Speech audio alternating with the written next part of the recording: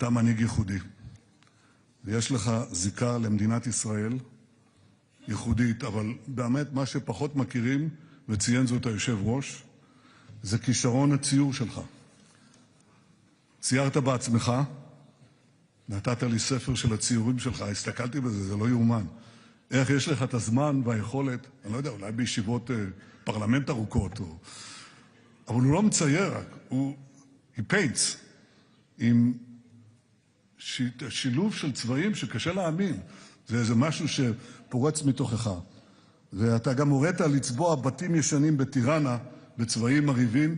יש כאן רעיון, אנחנו נבחן את זה, אבל לא בירושלים, אנחנו שומרים על אבן ירושלמית. אבל זה רעיון.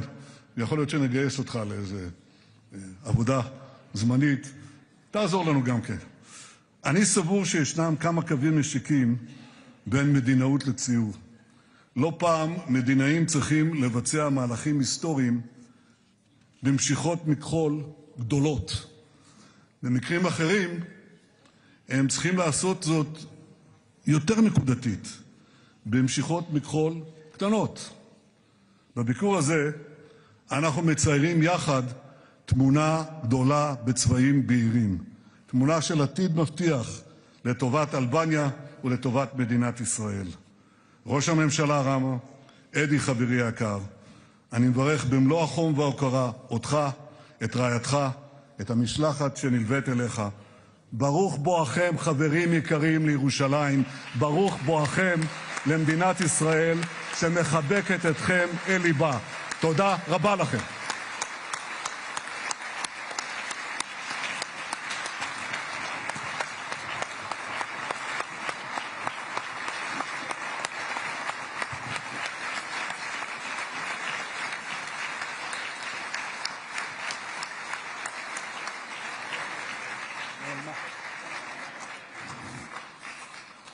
תודה לראש הממשלה, ואני מתכבד כעת להזמין את ראש האופוזיציה, חבר הכנסת יאיר לפיד, לשאת דברים. בבקשה.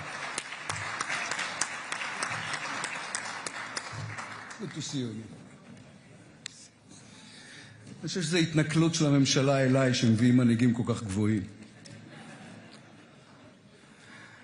לפני כל דבר אחר אני מצטרף לדברי יושב ראש הכנסת וראש הממשלה לגבי הגיבור שלנו, רן גבילי, זכרו לברכה, ברוך פודה ומשיב, ואנחנו שולחים מפה למשפחתו חיבוק גדול בשם כל חלקי הבית.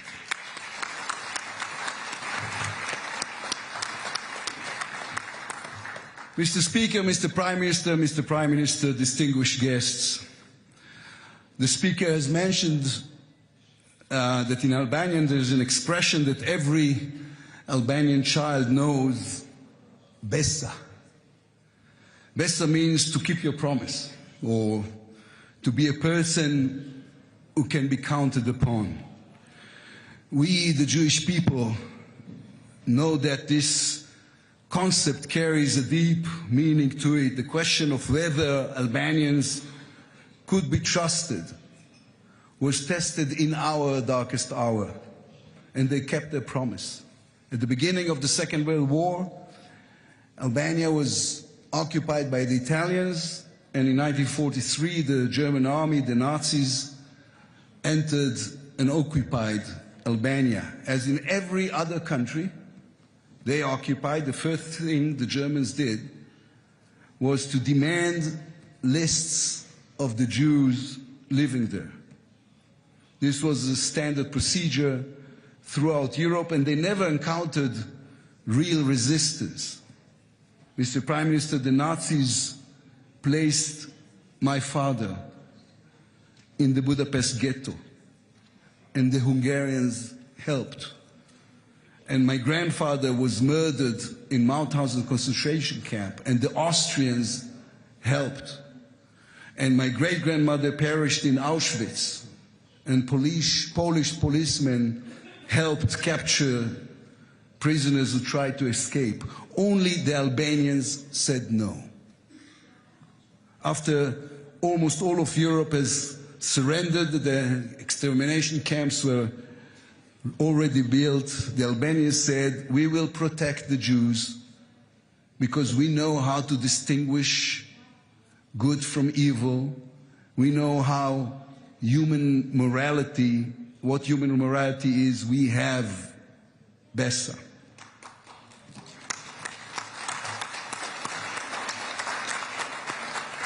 We owe you, Mr. Prime Minister, a debt of honor, and we will never forget it. This lesson of what moral commitment looks like when the world is falling apart returns to us today as the international order we have known for the past 80 years is unraveling almost at once.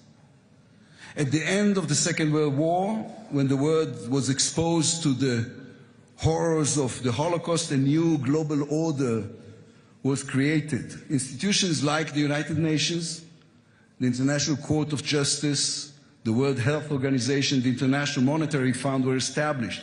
International conventions were signed and international laws were created with one goal: to build a new, more just world in which individuals and nations would be committed to preventing such atrocities. It was a new human experiment, not perfect, not always stable or consistent, but it was the first time in history that most of humanity said to itself, never again. That global order is now collapsing before our eyes. At Davos last week, world leaders made clear again and again in different ways the same thing. The rules that have governed the world since the Second World War no longer exist. International institutions led by the United Nations have ceased to function. And Israel knows this better than anyone. The UN's treatment of Israel is the diplomatic equivalent of a psychotic episode. Israel makes up 0.1% of the world's population, yet accounts for more than 60% of UN condemnation resolutions over the past decade. In 2023, the year of Hamas's October 7th attack against Israel, after Israeli babies were burned alive, women were raped, peaceful civilians were killed, the UN General Assembly passed 15 resolutions against Israel, compared to only 8 against the rest of the world combined. This was not an exceptional year. Over the past 10 years, the General Assembly passed 187 resolutions against Israel and only 86 against the entire rest of the world. During this decade, far more people were killed in each of the wars, in Syria, in Yemen, in Ethiopia, in Myanmar, and then in the conflict between Israelis and Palestinians, yes, including the current war in Gaza. Yet the UN continued to vote obsessively against Israel. As the Prime Minister just mentioned, Iran has just committed one of the worst massacres of a state against its own civilians in modern history. We don't yet know the full extent of the killing. The numbers keeps increasing. The photos and images are horrifying. Yet the silence is deafening. Mr. Prime Minister, you and I both know that the UN will still condemn Israel more times than Iran this year as well. Or to be precise, they will again condemn the Jews. Under these circumstances, there is no point pretending that global justice still exists. Democratic states have understood that there is no sense in obeying rules when others ignore them with contempt. But this places us before what seems like an impossible dilemma. If there are no rules in the world, how are we supposed to act in order to protect and strengthen our national interests? The answer is simple. If there are no rules and no order, the only thing we have left is our values. In many ways, the answer to this new era is the Albanian model. In 1943, the world told Albania, there are no rules anymore. If you want to survive, you must surrender. And the Albanians answered, maybe there are no rules left, but we have our values. We believe in the sanctity of life. We believe that you cannot just murder innocent people. We believe in friendship.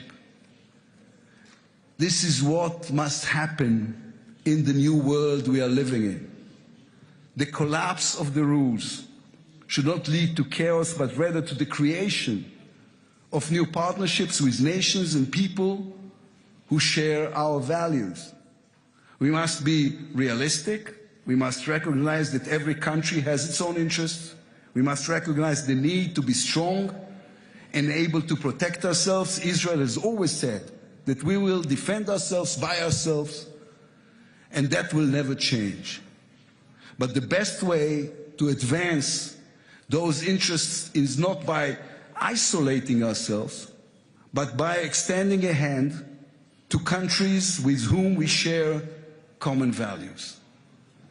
In the face of changes in globalization and in the rules of global economy, if we want to build a strong local economy, then instead of global trade agreements, we must find partners with whom we can build economic ties. If we want to confront dangerous actors like Iran and prevent them from achieving regional hegemony, we must build regional security partnerships with those who oppose religious fanaticism and, like us, understand the dangers of radical Islam. And if we want to ensure the Jews around the world are protected, we must enlist governments and states that are willing to fight anti-Semitism and defend the Jewish communities living within their borders. Small, agile, unilateral agreements are the future of international cooperation. When I served as Prime Minister, we met back then. We formed the Negev Forum and the I2U2 initiative, models of international cooperation outside of the old global order. We saw what was coming and started to build the foundations. Instead of hoping that institutions like the United Nations, which has gone bankrupt, will fix the world, we must know how to build smaller, more agile partnerships directly connected to the challenges that concerns us. We must decide whom we trust and work with them efficiently and confidently. Such a partnership exists between us and Albania. We can deepen it, expand it, and make it serve not only the interests of our two countries, but also our shared values and our shared belief in the human spirit in a relationship founded on Bessa. Thank you very much. Thank you, sir.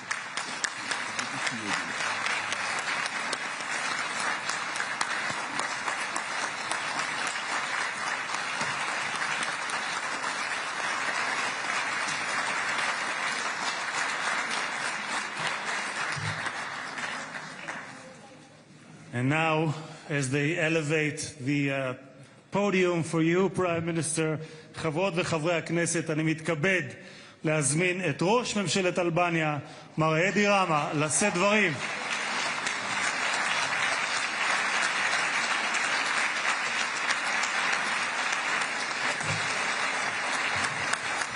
Thank you. Thank you. Thank you.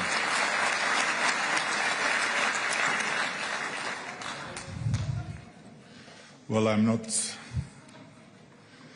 entirely certain that I'm truly standing on the very floor beneath my feet, the same floor from which the most honored guests of this state have addressed this House. And although modesty has never been my most reliable virtue, I confess that I struggle to believe that I deserve such an immense distinction.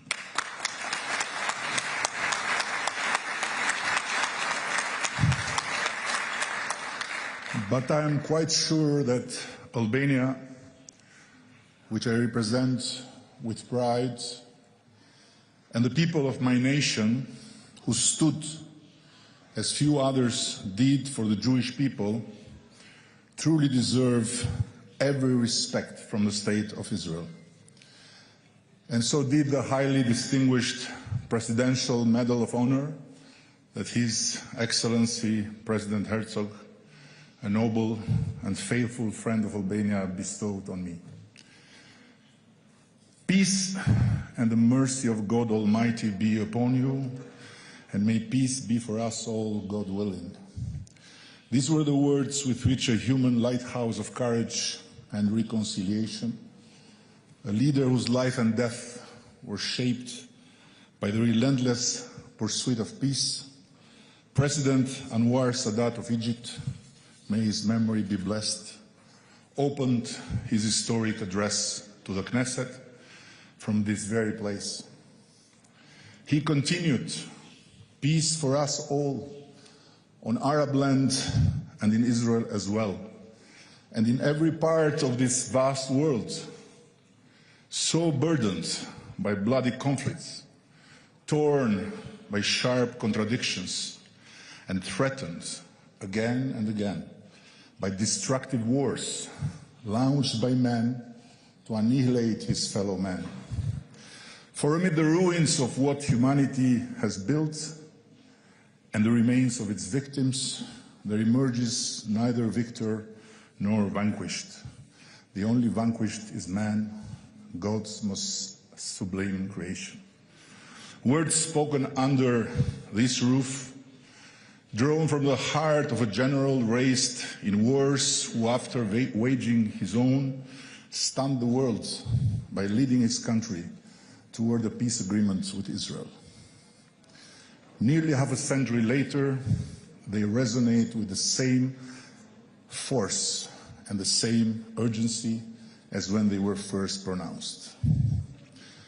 Honorable Mr. Speaker, Mr. Prime Minister, Mr. Lapid, ladies and gentlemen of the Knesset, I could not find better words with which to begin my own address and to steady my breath against the very real emotion I knew I would feel in this very special place.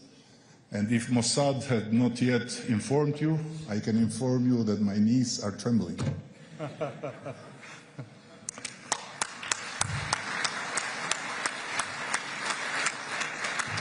And there is another reason my knees are trembling. I knew it. To be fully sincere with you, I also knew that speaking here would feel like a speech delivery exam, having to deliver it in front of one of the top 5 speakers in the world, at least in my own chart, Prime Minister Netanyahu.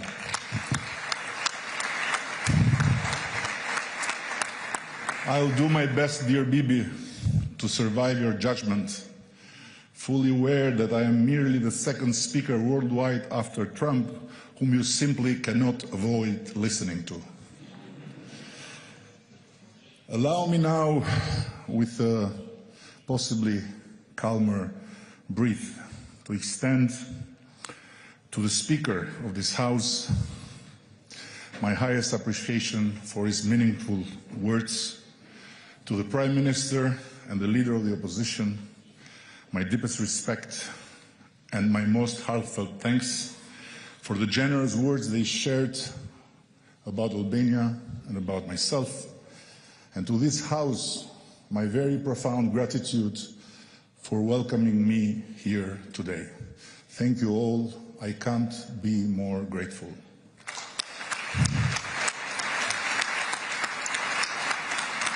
And returning to my speech and to my choice to introduce myself through the words of a great Arab leader, allow me to add something personal, because I have learned that among Jews, everything becomes personal, and rather quickly. I'm not Muslim. My better half is Muslim. I'm Catholic. Our two older children from earlier chapters of our lives are Christian Orthodox. And the youngest, our 11-year-old boy, will decide for himself one day, but given his uncontainable excitement whenever he's told that we might make wishes at the Western Wall, the idea that he may one day choose to become Jewish is not completely far-fetched. And that would be fine with us. Just as it would be absolutely fine if he chose to be Muslim or to be Christian. Nevertheless, make no mistake, this small family portrait of ours is not a unique eccentricity. It is in truth a normal Albanian story.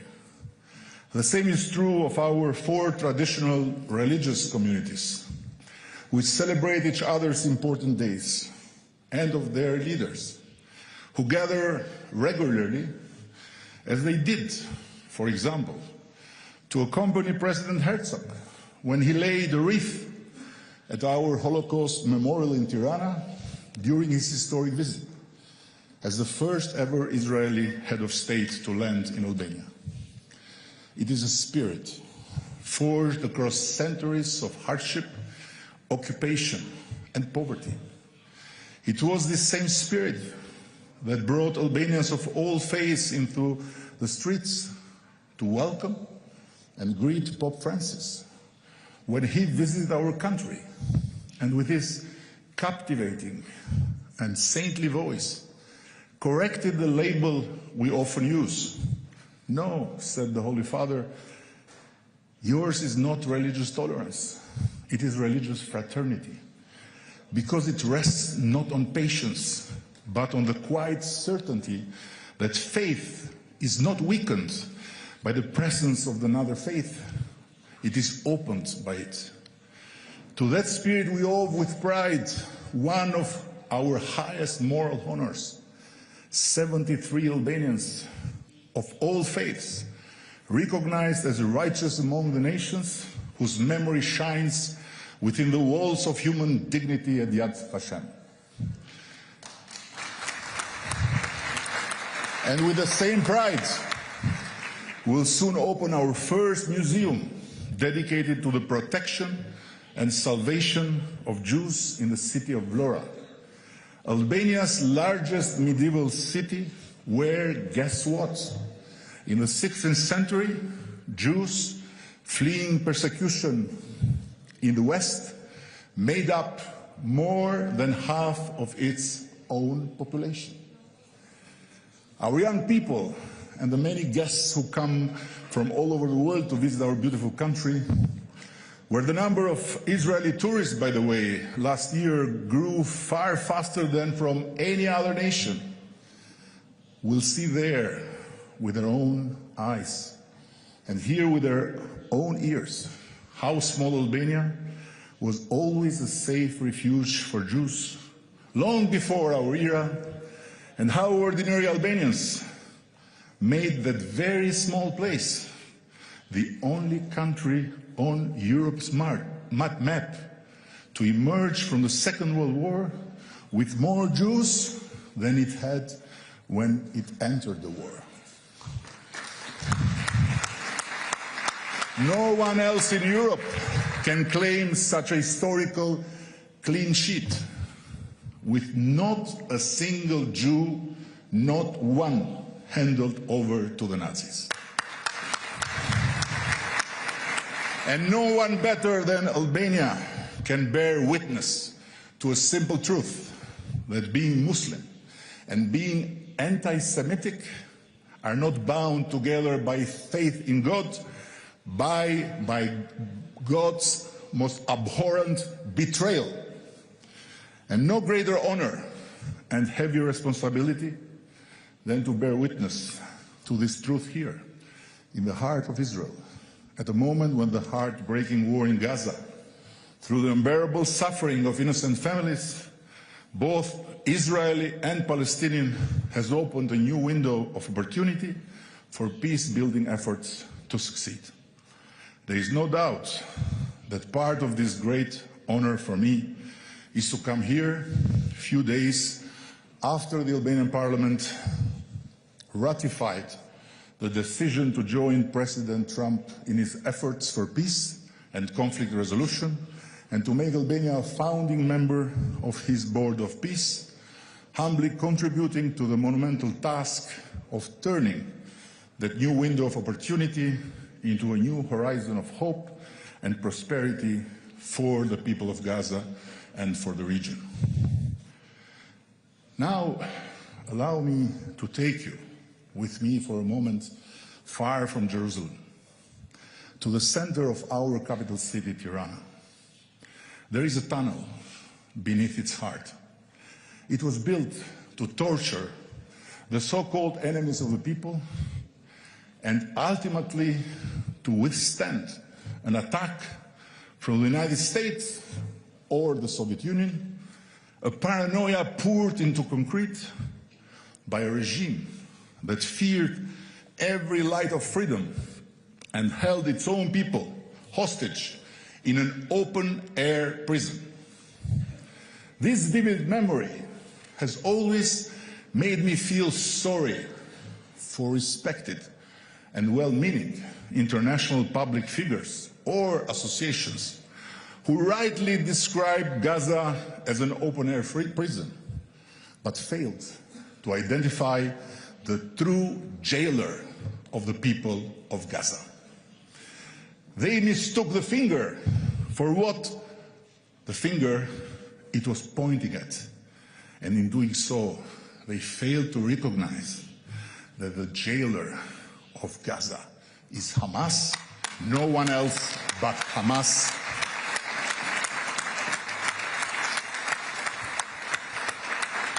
Its ideology of terror against its own people first and foremost, and toward the Jewish nation.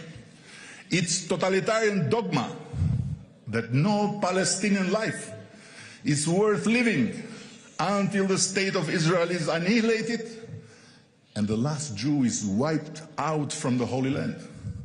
Therefore, until Hamas is fully dismantled, its 2 million prisoners will never be truly free, and no peace can endure. Today, that tunnel in Tirana has been transformed into a space dedicated to the victims of those who originally constructed the tunnel.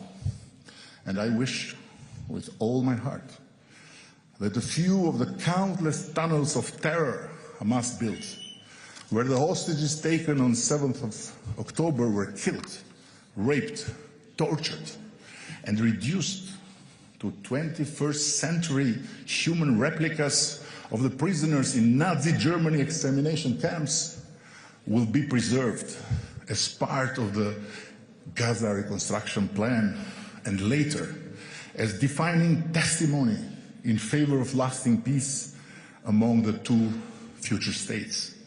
They should stand as tunnels of collective memory and healing, where both the hellish suffering of the hostages and the enormous loss of Palestinian lives were converted into the most horrifying defense system ever built by the human evil mind, raw material whose bricks were human bodies, may serve as eternally lit candles of forgiveness without forgetting, and as a permanent call to all that for such horrors to never happen again, the roots of the cause should be cleaned.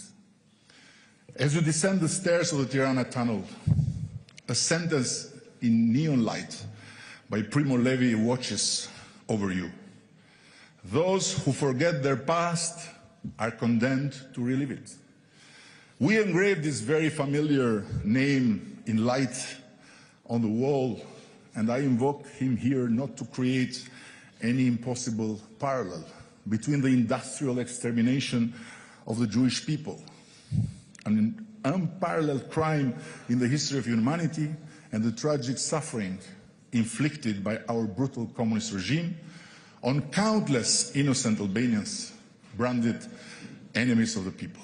No, I bring Primo Levi together with our own tunnel of memory to reassure you that we Albanians know the pain of history's grave wounds, and to reassure those who hold a very different view from mine about Gaza as an open-air prison, that we Albanians learned, in ways difficult to imagine for them, what happens when ideology becomes a god, when the state becomes an altar, and when people become or sheep to be exploited, or individuals stripped of their humanity in order to instill fear among the overall population. There is a profound history that binds our peoples together. The culminating chapter, of course, is a dark time of the Holocaust, but our shared legacy stretches back centuries. Jews arriving on our shores after the destruction of the temple, Sephardim fleeing the Reconquista, families seeking refuge in our land again and again, whenever Europe descended once more into one of its oldest and darkest impulses, hatred of Jews.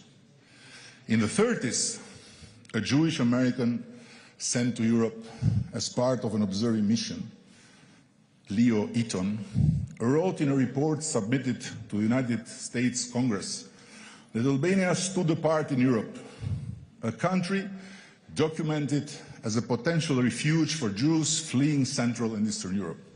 He noted that Albania's religious plurality functioned practically, not symbolically. Muslims, Orthodox Christians, Catholics and Jews lived within a framework where religion did not determine civil trust.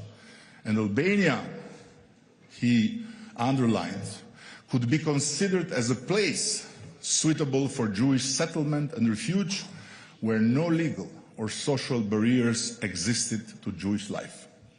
Precisely in those years, before the war, while anti-Semitism was rising across Europe, Albania went so far as to recognize the observance of Shabbat as a human right of the Jewish community, becoming a standalone country in our part of the world to legally bind both public and private employers to respect it. And during the Holocaust, when the Nazi envoy, Hermann Neubacher, demanded lists of Jews and their gold, our representatives replied with a sentence that deserves to be carved in stone: "You can have the gold, not the Jews."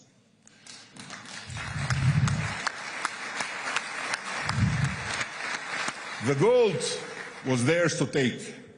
The Jews were ours to protect. That is not legend. That is Albania, where Jews were not hidden from society, but they were hidden by society. And if you want the explanation of this miracle, you do not need a political theory or a rabbi. Although I know rabbis can explain the most difficult things with the simplest words and can even foresee miracles. No, you need only one sentence from our first written law, the medieval Code of Honor. The house of the Albanian belongs to God and the guest. Not the guest you invite, of course, him too, but the guest who knocks on your door, the stranger who needs help. And betraying that guest in our code is the most unforgivable crime. It stains your reputation with shame and punishes all your family with exclusion from the life of the community. So, better to die than give up your guest. And since Jews happen to be Albania's guests, when the most fearsome machinery of death humanity had ever created reached our land, for Albanians, and first and foremost for Muslim Albanians, who then formed an overwhelming majority, the choice was cruelly simple. We would rather die than give up our Jews.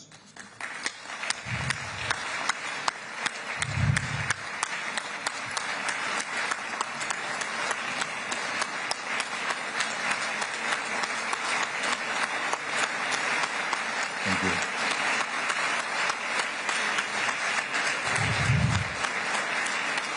Thank you. This luminous chapter of Albanian history carries a message of pressing relevance for today's world. Today's world that must be reminded again and again of what Hannah Arendt taught us with ruthless clarity. Evil is often not demonic or spectacular, but ordinary, at the risk of being it. Evil, it is simply banal. The tragedy of the Holocaust was not only the cruelty of a few, it was the passivity of the many. But in one small country, our country, the opposite happened. Our people were poor, they lacked power, they had no army or any strategic border, but they possessed something infinitely more precious. For that moment in history, the ability to see a human face and recognize a moral obligation. When others delivered their Jews neighbors to the authorities, Albanians delivered them to safety. When obedience became the silent ally of evil, our grandparents chose the perilous path of responsibility. And in doing so, they kept just that tiny corner of Europe human, at a time when humanity itself was disappearing day after day. This story is not an ornament displayed to impress others. It is a compass we must follow if we wish to remain worthy of the gift of life granted to us by the same God, and to make something worthy of that gift on this earth, so that our children and their children will not suffer tomorrow because of what we lack the courage to face today or fail to learn from yesterday. This is why Albania was among the first countries in Europe to pass new advanced legislation against anti-Semitism, why we have integrated Holocaust education into our school curriculum, and why we are building now in Europe, in the middle of Europe, two particular cultural spaces inspired by the gravitational force of the shining examples set by our Muslim and Christian grandparents, who risked their lives to save Jewish lives. But this is not only about Jews. This is about humanity.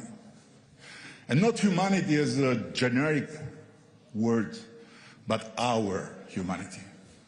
This is why for many years now, Albania has offered protection to several thousand Iranian citizens, whose opposition to the butchers of Tehran placed their lives in grave danger.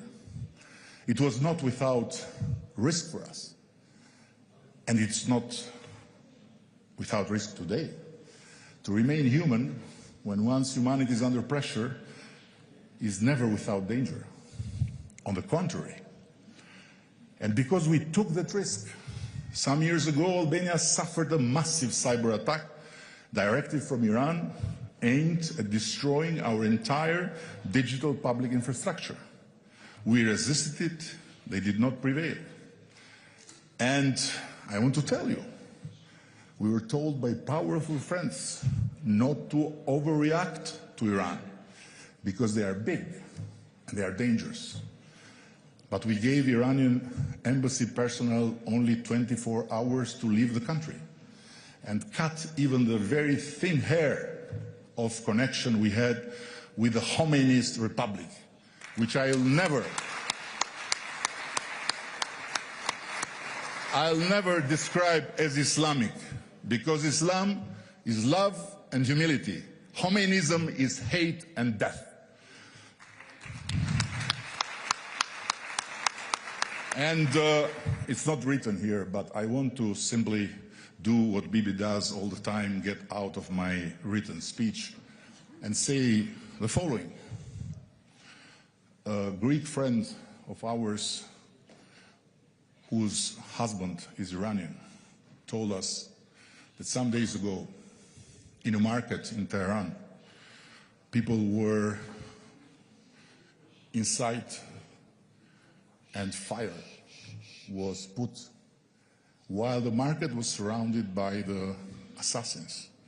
So people had two choices. One choice, or to be burned by the flames inside the market, or to be killed at the doors of the market. But my question here is this: how is it possible that while the global media talks about 30,000 people killed in 3 days, there is no gathering in any square in Europe against the Ayatollahs and to call for the end of that regime?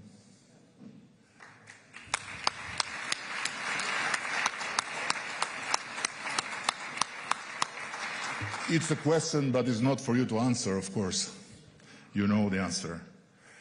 And as we offered protection to those targeted by the mullahs of Tehran, Albania also became a sanctuary for several other thousand people targeted by the mullahs of Kabul during the chaos created by the disorderly withdrawal of coalition forces from Afghanistan, when many others, larger and wealthier, turned their back after having been there, after having promised to those people freedom, democracy, rights for all, and after having had them wash their cars, drive their cars, clean their houses, they just disappeared.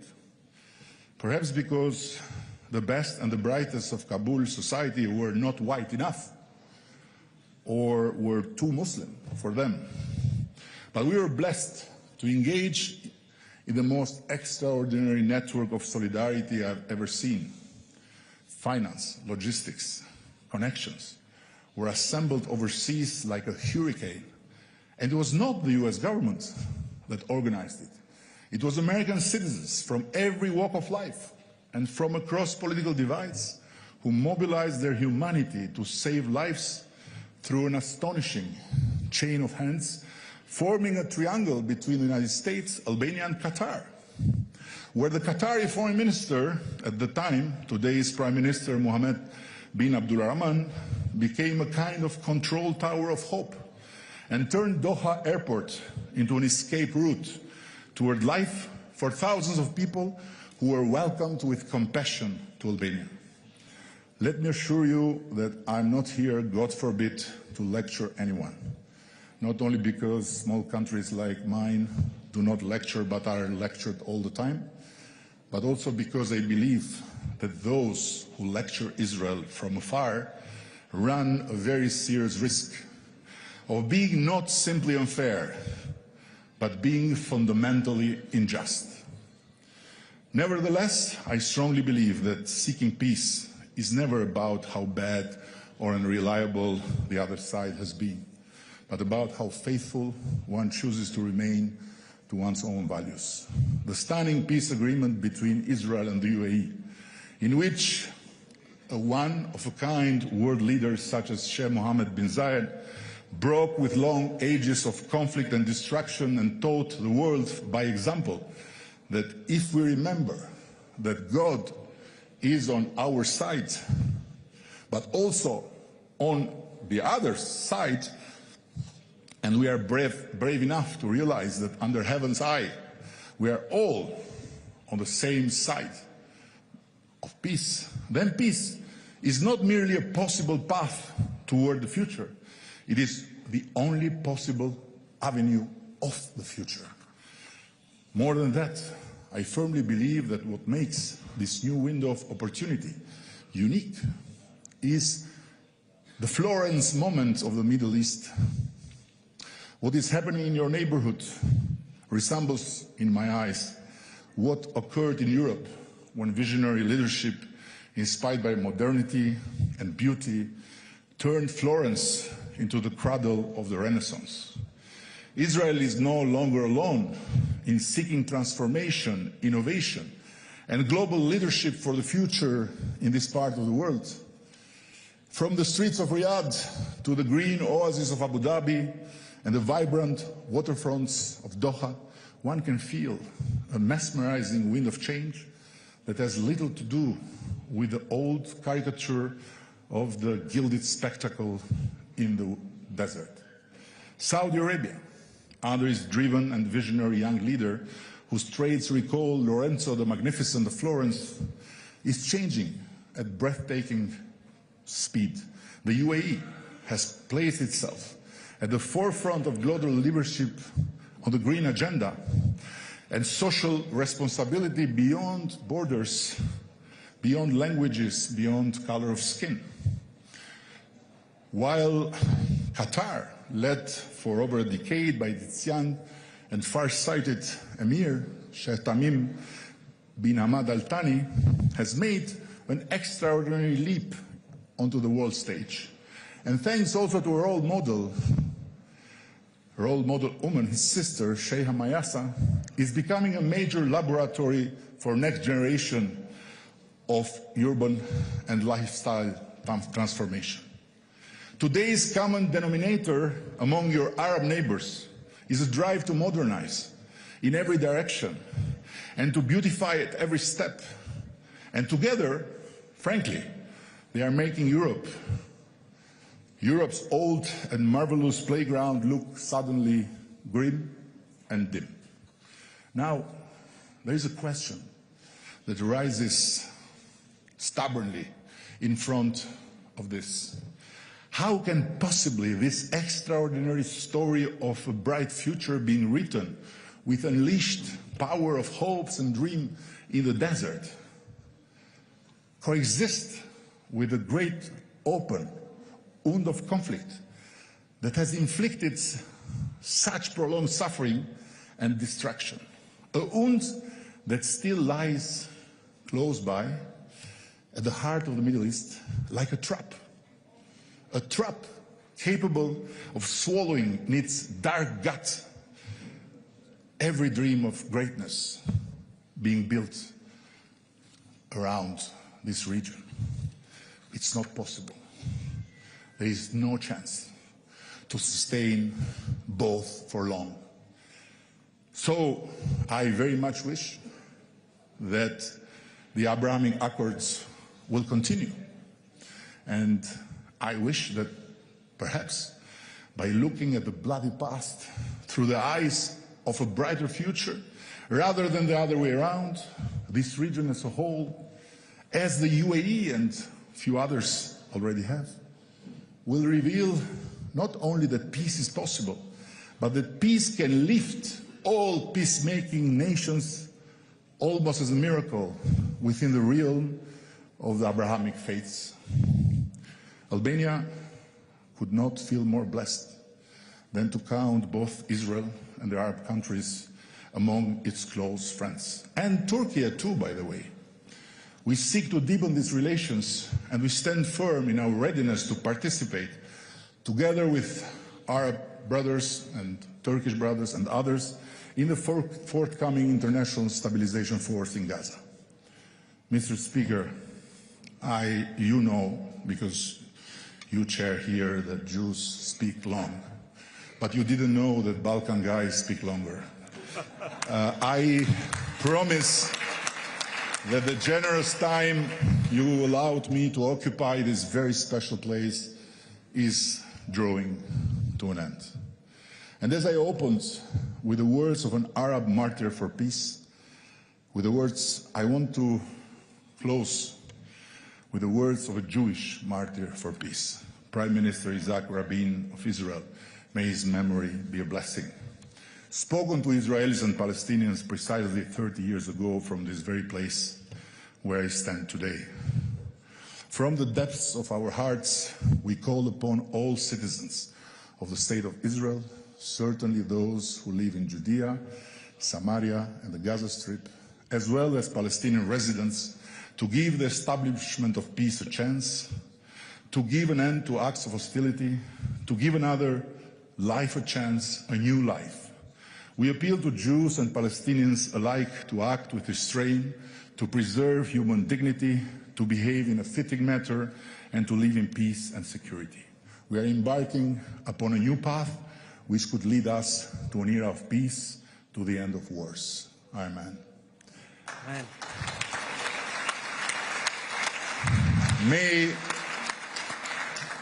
May the memory of those who perished be a blessing.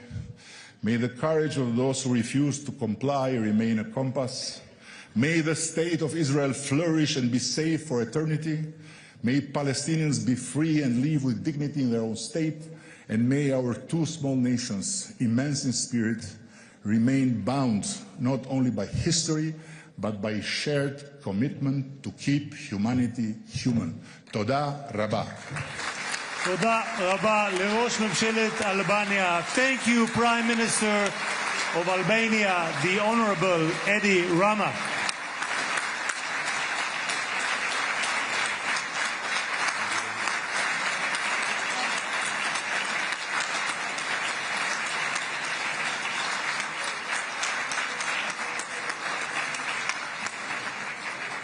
כבוד יושב ראש הכנסת וכבוד ראש ממשלת אלבניה.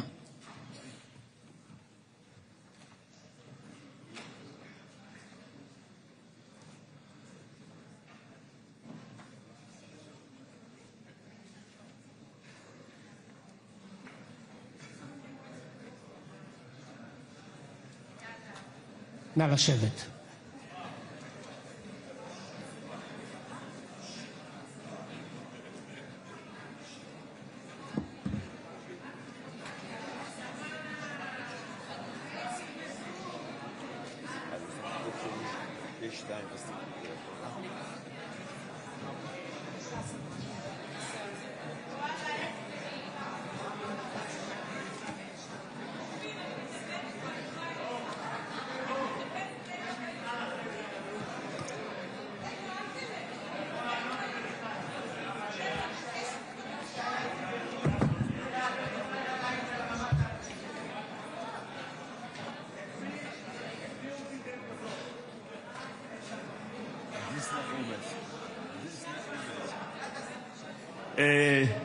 אנחנו ממשיכים בסדר היום. תודה רבה לכולם. אני מבקש לשבת. חברות וחברי הכנסת, אנו ממשיכים בסדר היום. הודעה למזכיר הכנסת, בבקשה. תודה. ברשות יושב ראש הישיבה אני מתכבד להודיעכם כי הונחו היום על שולחן הכנסת הצעות חוק לדיון מוקדם, החל מהצעת חוק שמספרה פ/6484/25 ועד להצעת חוק שמספרה פ/6515/25. עוד הונחו לקריאה שנייה ולקריאה שלישית מטעם הממשלה הצעת חוק לתיקון ולהארכת תוקפן של תקנות שעת חירום חרבות ברזל (הארכת מעצר לחשוד בעבירת ביטחון) (תיקון מס' 8), התשפ"ו 2026, וכן הצעת חוק לתיקון ולהארכת תוקפן של תקנות שעת חירום חרבות ברזל (פגישה עם עורך דין של עצור בעבירת ביטחון) (תיקון מס' 7), התשפ"ו 2026, שהחזירה ועדת החוקה, חוק ומשפט. כמו כן, הונחו על שולחן הכנסת לקריאה ראשונה מטעם הכנסת הצעת חוק זכויות הסטודנט (תיקון מס' 11), תנאים והגבלות להפסקת לימודים של סטודנט המשרת במילואים והרחבת תחולה, התשפ"ו 2026, של חבר הכנסת מיכאל מרדכי ביטון, והצעת חוק עובדים זרים (תיקון מס' 25), חובת בדיקה של רישיון עובד זר, התשפ"ו 2026, של חברי הכנסת אליהו רביבו, יבגני סובה וקבוצת חברי כנסת. כמו כן, הונח על שולחן הכנסת לוח תיקונים להצעת חוק משפחות חיילים שנספו במערכה, תגמולים ושיקום, תיקון מס' 47, התשפ"ו 2026. בנוסף, הונח על שולחן הכנסת הסכם מסגרת לשיתוף פעולה כללי בין ממשלת מדינת ישראל לממשלת הרפובליקה של דרום סודאן. עוד הונח על שולחן הכנסת תשובות שר החינוך למסקנות הוועדות הבאות. מסקנות ועדת החינוך, התרבות והספורט בעקבות דיון מהיר בנושא הנגשת מסגרות החינוך לסטודנטים עם נכויות שקופות לאור אתגרי התקופה והמלחמה, של חברי הכנסת מיכל מרים וולדיגר, משה טור פז ויבגני סובה, וכן מסקנות הוועדה המיוחדת לזכויות הילד בעקבות דיון מהיר בנושא היעדר מדיניות ונהלים במערכת החינוך לטיפול בילדים החיים לצד הורי הלום קרב או נכה צה"ל, של חברי הכנסת מיכאל מרדכי ביטון, יצחק קרויזר, עופר כסיף, שרון ניר, אביחי אברהם בוארון ומאיר כהן. לבסוף אודיעכם כי הונחו על שולחן הכנסת מסקנות ועדת הכלכלה בעקבות דיון מהיר בנושא אי יישום החלטת הממשלה בעניין התחרות בתחבורה ציבורית, של חברי הכנסת יעקב אשר, יוראי להב הרצנו, עופר כסיף, ואליד אלהואשלה ויבגני סובה. תודה. תודה רבה, אדוני. אם כן, הנושא הבא על סדר-היום, הצעות להבעת אי-אמון בממשלה. אני מזמין את חברת הכנסת מירב בן ארי לנמק את ההצעה מטעם סיעת יש עתיד. בבקשה, גברתי, ומהרגע שתתחילי לדבר 10 דקות לרשותך.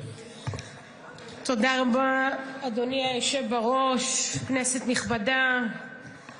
לפני שאתחיל את האי-אמון שלי, אני דבר ראשון כמובן רוצה להתייחס לשובו של גיבור ישראל רן גבילי, זיכרונו לברכה, שחזר היום לקבורה במדינת ישראל, המדינה שכל כך אהב ונלחם למענה. מי השר? הנה הוא נכנס.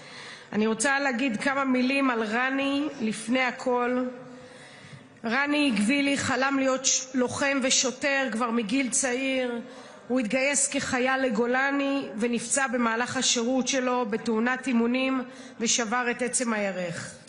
הרופאים אמרו למשפחתו שעליו להשלים עם כך שלעולם לא יוכל לחזור להילחם, אבל רני סירב לקבל את זה, וכשהתעורר מהניתוח אמר לרופא, תוך 4 חודשים אני חוזר למקום שממנו הפסקתי, והוא אכן חזר. לאחר השחרור שלו רני גויס ליס"מ. זה ממש מפריע לי, מאיר. אני מדברת על רני גבילי. מי שלא מתאים לו שיצא החוצה. אני מבקש. מה זה הדבר הזה? תעצור לי את הזמן. אתה יכול לעצור לי את הזמן אבל? כן, אני אעצור לך את הזמן. זה לא מתאים. השר קיש וגואטה וכל האנשים שם, שקט, זה מפריע, ומדברים על החלל שהחזרנו. בבקשה, נוסיף לך עוד דקה. תודה רבה. לאחר שרני השתחרר, הוא התגייס ליס"מ, ובבוקר 7 לאוקטובר היה עם ההורים שלו ביישוב מיתר, כשהוא מחלים מפציעה נוספת, שבר בכתף. למרות השבר, הוא קם, לבש מדים ויצא. וכששאלו את רני, לאן אתה הולך? הוא אמר, נראה לכם שאני אשאר בבית כשאני יודע שהחברים שלי נלחמים? אין מצב כזה. במהלך הלחימה בצומת אלומים הוא הוביל את הכוח, הוא היה קר רוח, חד, נתן פקודות ותמיד ראשון. כשהגיע רכב המחבלים הוא פתח באש והסתער, ועם קצין נוסף יצא למרדף. שניהם נקלעו למערב, נלחמו ועצרו מחבלים רבים מלטבוח באנשי קיבוץ אלומים. בהקלטת הקשר האחרונה של רני הוא נשמע אומר, אני לא יכול להרים את הראש, אני מקבל אש, התחמושת אוזלת. בשעה 10:39 התקבל ממנו הקשר האחרון. לאחר 117 ימים הודיעו להוריו שרני אינו בין החיים. חברים שלו מספרים על גיבור, לוחם עז, אח גדול ונכס לאומי. רני היה הראשון לצאת מהבית ב7 לאוקטובר כדי להגן ולהציל את אזרחי המדינה. הוא נפל כלוחם, והיום הוא שב לישראל כשם סמל של גבורה, אחריות וערבות הדדית. כמו שאימא שלו אמרה, הראשון לצאת, האחרון לחזור. בשמי, בשם כל הכנסת, אני שולחת תנחומים למשפחה שלו, להורים איציק וטלי, ולאחים עמרי ושירה. יהיה זכרו של רני ברוך. וכעת ברשותכם אני אעבור לנושא של האי-אמון שעוסק כמובן בהשתמטות. היום היינו אמורים להצביע כאן על קריאה ראשונה על התקציב. נערכנו, חברי הכנסת נערכו, בוטלו נסיעות, בוטלו משלחות, כולם הגיעו, כי בכל זאת יש קומבינה של חוק השתמטות עם חוק גיוס. אממה, אין חוק תקציב, וכשאין חוק, אין חוק גיוס, וכשאין חוק גיוס אז התקציב יחכה. כל הקומבינה הזאת של להביא ולכרוך את תקציב מדינת ישראל עם הגיוס, זה מה שקרה היום. עשרות חברי כנסת הגיעו, שרים, כולם ביטלו את הלוז ותכננו להצביע לתקציב. אבל אנחנו כולנו בני ערובה, כי לא יהיה תקציב בלי חוק השתמטות. עכשיו, הקומבינה הזאת באמת פשוט מסריחה, אין לי מילה אחרת, גרמה עכשיו לעיכוב. עכשיו יש חוק יסוד משק המדינה, צריך 60 יום, הכל בסדר, קודם כל צריך לתפור את הקומבינה. עכשיו, לא משנה שבכלל אצל הרבנים זה בכלל לא מדברים על גיוס, ואני רוצה לצטט לכם את הרב דוב לנדאו שהוקלט ואומר ככה: מה זה השאלה? ללכת לצבא? מה אתה רוצה? אף אחד לא רוצה שבני ישיבות ילכו לצבא, אף אחד לא רוצה. מה שעושים בכנסת זה הצלה זמנית, מפני שאם לא יהיה יותר גרוע. מה שמדברים בכנסת זה שטויות, לא יהיה. אנחנו לא נלך לצבא, אף אחד לא ילך לצבא. קומבינה מספר 1. וכעת לרב משה הלל הירש, קומבינה מספר 2. לציבור שלנו אין מסגרות, חס וחלילה שנמלא יעדים. אף אחד לא ימלא יעדים. בסוף החוק ייפול אחרי כמה שנים, אבל הרווחנו שנים. מה יש עוד לומר? ששני הרבנים הראשיים, הרב דוב לנדאו והרב משה הלל הירש, שמובילים קהילות שלמות, לוחמים פוטנציאליים כנראה לא, אומרים בצורה מאוד ברורה, הכל קומבינה, אף אחד לא יתגייס, אף אחד גם ככה, למה? כי סתם אנחנו מעבירים פה את הזמן. עכשיו אני אומרת לעצמי, וואלה, הוא צודק, זה מה שהוא רוצה, מותר לו, הוא רב, הוא לא רוצה שבני הישיבות יתגייסו. מה שאני לא מצליחה להבין, למה הקואליציה נופלת בפח הזה? למה אף אחד לא מדבר על זה שאין גיוס? מילא כשאתם יושבים בוועדת חוץ וביטחון ומספרים לעצמכם סיפורים, אבל הנה, הוא אומר, מה שמדברים זה שטויות, ואף אחד לא יתגייס. אז למה הוועדה הזאת של חוץ וביטחון נמשכת? אני לא יודעת. עכשיו, מה שמדהים זה שביבי, ממש לפני שבועיים, ראש הממשלה, צריך לומר, אמר בדיון 40 חתימות, אנחנו מקדמים מתווה היסטורי, מתווה שיביא לגיוס של 23,000 חרדים. ב3.5 השנים הקרובות מדובר כאן במהפכה אמיתית שלא הייתה מאז הקמת המדינה, עם מספר עצום של מתגייסים, והדבר יקל מאוד על משרתי המילואים. עכשיו, אני לא מצליחה להבין, כאילו אומרים לך הרבנים האלה שלא התגייסו. אתה עומד במליאת הכנסת, מישיר מבט לחברי הקואליציה והאופוזיציה, ואומר שאתה תגייס אלפי. איך זה מתחבר? איך זה מתחבר? שקר? כנראה. כי הרי רק בשבוע שעבר הוא עלה במליאה ואמר שהוא היחיד שהלך למבקר המדינה. מסתבר שכל ראשי מערכות הביטחון הלכו. עכשיו באמת תראו, מילא שראש הממשלה משקר, כבר התרגלנו. אבל איפה כולם? לאף אחד לא אכפת מהקומבינה המסריחה הזאת? לאף אחד לא אכפת שכל תקציב המדינה מחכה לראות אם יש השתמטות או לא? אתה חבר כנסת רציני, אלי דלל, לא מפריע לך שעומדים רבנים ואומרים אף אחד לא יתגייס? איך אפשר ביד אחת לתת חקיקה לאנשי מילואים, וראיתי יש לו הטבות ונופשים, ומה הוא לא מביא? ומצד שני לירוק להם בפרצוף ולשלוח להם עוד צו ועוד 300 ימים ועוד 40 ימים. לא מבינים שהמילואימניקים האלה, המסכנים האלה, כבר איבדו את העסק, חלקם איבדו את המשפחה, חלקם פוסט-טראומטיים. מה יעזור שתזרוק עליהם עוד נופש ועוד נופש, אם בסוף הוא צריך עוד אנשים שיחליפו אותו? מה רוצה המילואימניק בסוף? אתה יודע מה הוא רוצה? שיחליפו אותו. שיחליפו אותו. אתה יודע, אני אספר לך לקראת סיום, ביום שישי היה לי שיחה עם אחיין שלי, שהוא בצו 8 מהיום שהוא השתחרר. הוספתי לך דקה. תודה. הוא 1.5 שנה בצו 8, בעיקרון בעולם תקין, הוא היה משתחרר, טס לחו"ל, מתחיל לימודים. סבבה, כמו כל זה. עכשיו הוא אמר לי, מירב, אני בהתלבטות, כי מצד אחד הצבא צריך אותי, ואני יודע שהוא צריך אותי כי יש לו התמחות מסוימת, והוא תומך לחימה. מצד שני, מתי שהוא אמור להתחיל את החיים שלו? מתישהו, אז מה יעזור, תגיד לי, שהוא יקבל עוד נופש, ועוד קופון, ועוד קופון? בסוף הוא צריך להתחיל את החיים. ואיפה אנשי המילואים שיש להם משפחות וילדים? מה איתם?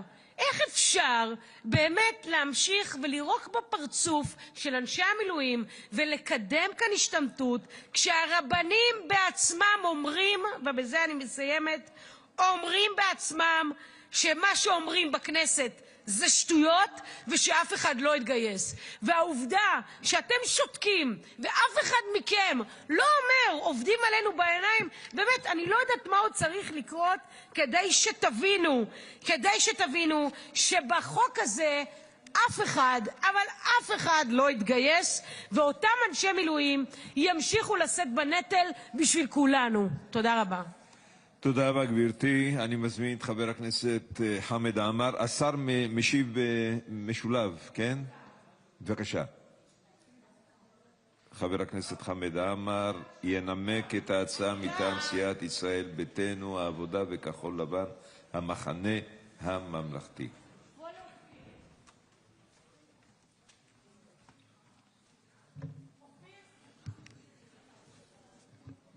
כבוד היושב-ראש,